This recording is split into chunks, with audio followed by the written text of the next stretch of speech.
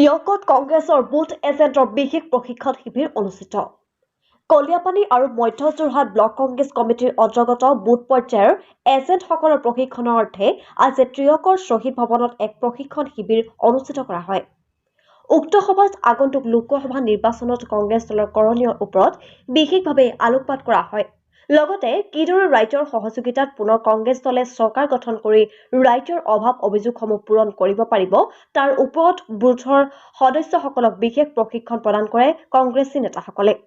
জিলাৰ সভাপতি পুতুল বুঢ়াগোহাঁইৰ সভাপতিত্বত আয়োজিত এই প্ৰশিক্ষণ শিবিৰত অসম প্ৰদেশ কংগ্ৰেছ কমিটিৰ সাধাৰণ সম্পাদিকা পল্লৱী গগৈ, অসম প্ৰদেশ কংগ্ৰেছৰ কাৰ্যকৰী সভাপতি ৰাণা গোস্বামী, যোৰহাট জিলাৰ তত্ত্বাৱধায়ক লক্ষ্মী সন্দিকৈ, লাহৰীঘাটৰ বিধায়ক ডক্টৰ আসিফ নজৰ, অসম প্ৰদেশ কংগ্ৰেছ কমিটিৰ সাধাৰণ সম্পাদক ছফিউৰ ৰহমান, দুয়োটা ব্লকৰ সভাপতি, জিলাৰ বিষয়ববীয়াসকল উপস্থিত থাকি সহযোগিতা আগবঢ়ায়।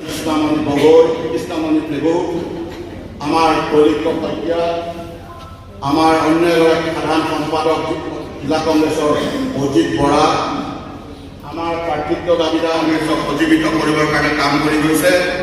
আজি ব্লক কংগ্ৰেছৰ লগত আমাৰ ইয়াতে যিখন ব্লক টিয়ক সমষ্টি, পুৰণা টিয়ক সমষ্টি, নতুনটো ধৰা নাই বাৰু। আমি কলিয়াপানী ব্লক কংগ্ৰেছ আৰু মধ্য যোৰহাট ব্লক কংগ্ৰেছৰ উদ্যোগত আমি আগন্তুক লোকসভা নিৰ্বাচনৰ ওপৰত লক্ষ্য ৰাখি BLA সকলৰ এটা প্ৰশিক্ষণ শিবিৰ আয়োজন কৰিছোঁ অসম প্ৰদেশ কংগ্ৰেছ কমিটিৰ নিৰ্দেশ মৰ্মে।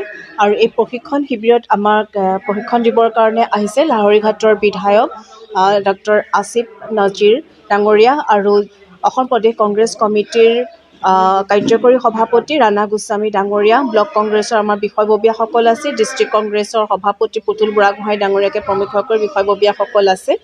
আৰু আগত কৈছোঁৱেই যে লোকসভা নিৰ্বাচনৰ কাৰণে আমাৰ আচলতে আজিৰ পৰাই টঙালি বন্ধাৰ আৰম্ভ আমি কৰিছোঁ।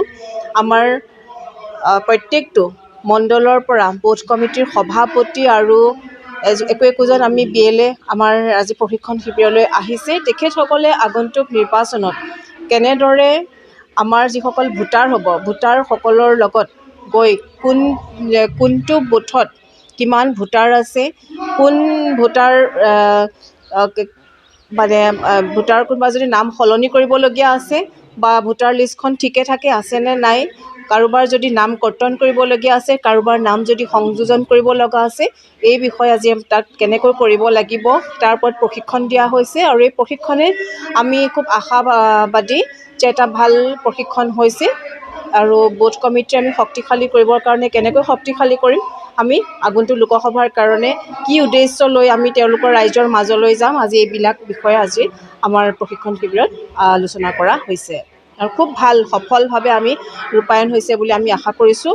ভাল লাগিছে আমাৰ প্ৰত্যেকজন BLA আজি আমাৰ বুথৰ সভাপতি, মণ্ডল কংগ্ৰেছ, ব্লক কংগ্ৰেছ আজি উপস্থিত আছে আৰু সঁচাই মানে এইটো আজি এটা ভাল লগা মুহূৰ্ত।